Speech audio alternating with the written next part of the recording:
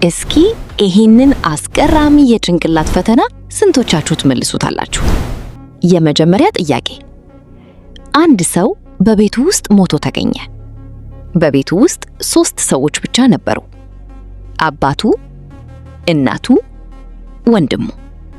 ፖሊስ ሲመጣ 3ቱም እንዲህ አሉ። አባቱ፣ እኔ ቴሌቪዥን እያየው ነበር። እናቱ፣ እኔ ኩሽና ውስጥ እያበሰልኩ ነበር። ወንድሙ፣ እኔ በክፍሌ ውስጥ እያነበብኩ ነበር። ፖሊሱ ግን አንድ ጥያቄ ሳይጠይቅ ገዳዩን አወቀ። ጌት፣ ይህንን ለመመለስ 10 ሰከንድ አላችሁ። ፈጥናችሁ መልሱ።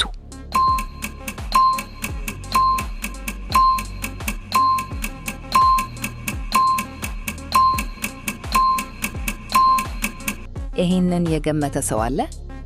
መልሱ እናቱ ናት። ምክንያቱ እናቱ ኩሽና ውስጥ እያበሰልኩ ነበር አለች።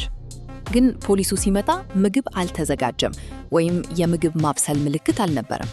ለምሳሌ እሳት አልነበረም፣ ምግብ አልተቀመጠም። ይህ ማለት እሷ ያለችው ነገር እውነት አይደለም ማለት ነው። አባቱ ቴሌቪዥን እያየ መሆኑ ሊረጋገጥ ይችላል። ወንድሙ በክፍሉ መኖሩም ያመለክት ነገር ነበር። ስለዚህ ፖሊሱ ያስተዋለው እናቱ ውሸት ተናገረች። እሷ ገዳይ ናት። አንድ የተከበረ ሰው 2 ሰዓቶች አሉት።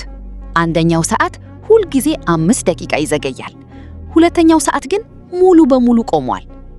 አንድ ቀን ሰውየው ሁለቱንም ተመልክቶ አንዱ ትክክለኛውን ሰዓት እንደሚያሳይ ያወቀ። ይህንን ማን ነው ቀድሞ የሚመልሰው? ለመመለስ በጣም ማስተዋል አላችሁ።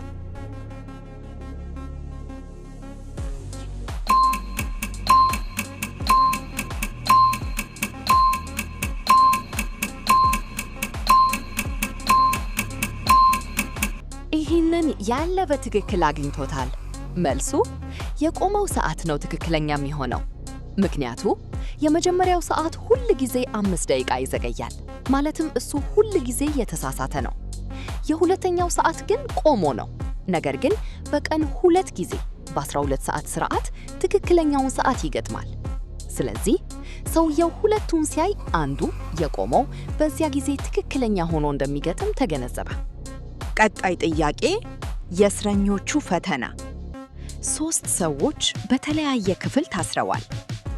እያንዳንዳቸው አንድ ኮፍያ አድርገዋል። ኮፍያዎቹ 2 ጥቁር እና 1 ነጭ ናቸው። እያንዳንዱ ሰው የሌሎቹን ኮፍያ ያያል፣ የራሱን ግን አያይም። አንደኛው ሰው ሁለቱን ካየ በኋላ የኔ ኮፍያ ጥቁር ነው አለ።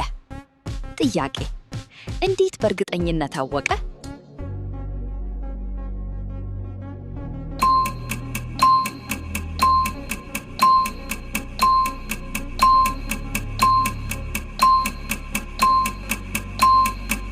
መልሱ እንደዚህ ካሰባችሁ በትክክል መልሳችሁታል።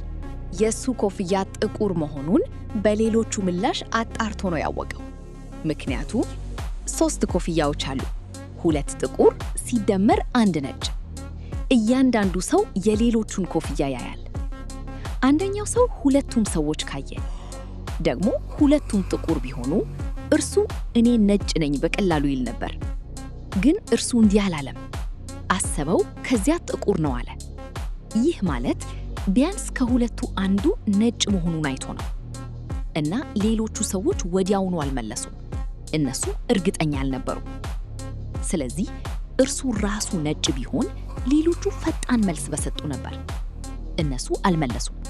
እርሱ ጥቁር መሆኑን አጠናክሮ አወቀ። ደግሞ መደምደሚያ፣ የሱ ኮፍያ ጥቁር ነው።